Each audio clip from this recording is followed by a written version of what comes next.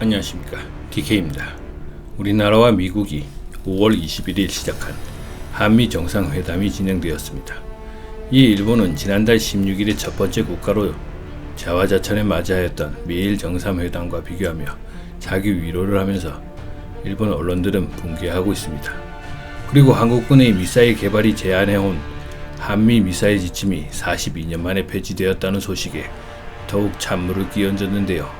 그 내용을 알아보겠습니다.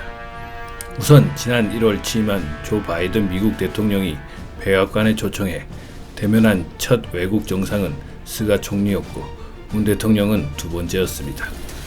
일본 언론들은 역시 한미 정상회담에 큰 관심을 보였는데요. 민영방송 니온TV는 워싱턴발 기사에서 이런 표현을 썼습니다.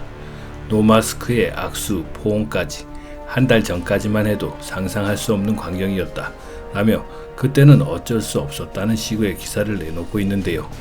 이는 스가 총리와의 만남에서 바이든 대통령이 마스크 2장까지 써가며 주목 인사에 그친 데 반하여 문 대통령에게는 노마스크에 악수까지 청하는 모습을 두고 하는 이야기입니다.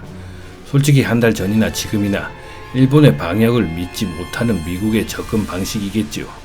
그리고 연일 쏟아져 냈던 회담 시간에 대한 이야기는 어디가 더 길었느냐 짧았느냐의 이야기는 의제가 그만큼 더 중요한 이야기가 많은 쪽이 더 길어지는 법이지만 물론 국가 최고 지휘권자의 시간은 잘 짜여져 그에 맞추어 움직이는 건 사실이겠으나 그만큼 이제는 미국이 한국을 중요 국가로 인정하고 있다는 것을 방증하는 이야기겠지요. 물론 외국 정상의 오찬에 해먹 오찬을 했다는 스가는 자기 나라에서도 큰 욕을 먹었지만 오찬 풍경에서도 사뭇 달랐습니다. 미국 측은 오찬을 겸해 37분간 진행된 단독 회담에서 메릴랜드의 크랩 케이크를 주 메뉴로 올렸습니다. 크랩 케이크가 미국 유명 음식인데다 해산물을 좋아하는 문 대통령 식성까지 세심하게 고려한 것이라는 점에서 미국 측의 성의를 표현한 것이 아니냐는 해석이 나왔습니다. 아니면 메릴랜드 주지사의 관계가 친밀해서 이야기는 너무 앞서간 것 같습니다. 죄송합니다. 반면 바이든 대통령과 스가 총리는 햄버거를 앞에 두고 2m 정도의 긴 테이블 끝에서 각각 자리에서 이례적인 오찬을 했습니다. 스가 총리는 약 20분간 짧은 오찬을 마친 뒤 기자들에게 햄버거는 손도 대지 않았다면서 그 정도로 대화에 열중했다라고 말한 바 있습니다. 하지만 당시 공개된 사진을 보면 바이든 대통령은 흰색 위에 검은색 이중 마스크, 스가 총리는 백악관에서 제공한 의료용 마스크를 썼습니다. 이 때문에 외교가에서는 음식을 곁들인 편안한 대화와 거리가 멀고 햄버거는 장식품에 불과했다는 분석이 나왔습니다. 이와 관련해 산케이 신문은 일본 정부는 정상 만찬을 원했으나 미국 측이 방역을 이유로 응하지 않았다면서 만찬 대신 업무 오찬을 하는 방안도 모색했으나 이마저 실현하지 못해 결국 햄버거를 놓고 짧은 대화를 하는 방안을 선택했다고 전했습니다. 이렇게 무시를 당했으니 난리가 날 법도 합니다.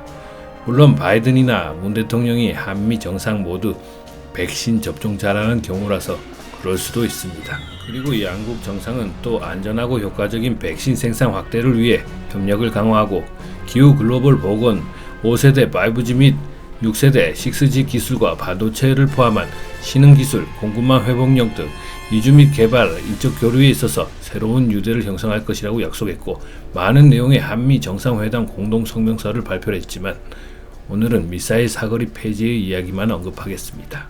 문재인 대통령은 21일 미국 워싱턴 DC 백악관에서 열린 조 바이든 대통령과의 첫 정상회담 직후 가진 공동 기자회견에서 기쁜 마음으로 미사일 지침 종료 사실을 전한다라고 밝혔습니다. 이는 한미 미사일 지침은 1979년 한미 합의의 설정으로 그동안 미국의 눈치만 보고 있던 대한민국이 미중 견제로 인해 미사일 사거리 제한이 완전히 해제돼 사거리에 구애받지 않은 중장거리 탄도미사일을 개발할 수 있는 길이 열렸고 더 나아가 우주 로켓 기술도 더 진전되는 계기가 될 것으로 보입니다.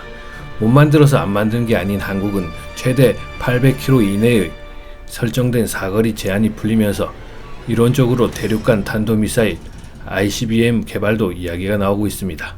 이렇게 되면 중국 베이징, 일본 도쿄까지 사거리 사정권 안에 들어오는 것으로 보입니다. 하지만 일각에서는 이번 미사일 사거리 제한 해제가 중국의 군사력 팽창을 견제하려는 미국의 의도가 반영된 것이라는 해석인데요. 한국이 중거리 탄도미사일을 개발해 실전 배치하면 미국은 한반도에 중거리 미사일을 배치하지 않고도 중국과 러시아 견제 효과를 얻을 수 있을 것이고, 이 때문에 이번 합의에 중국과 러시아가 반발할 가능성도 있다는 것이 전문가들의 의견입니다.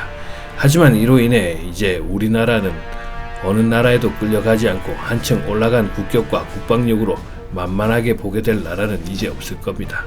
그리고 이에 일본 외신 소식들을 알아봤는데요.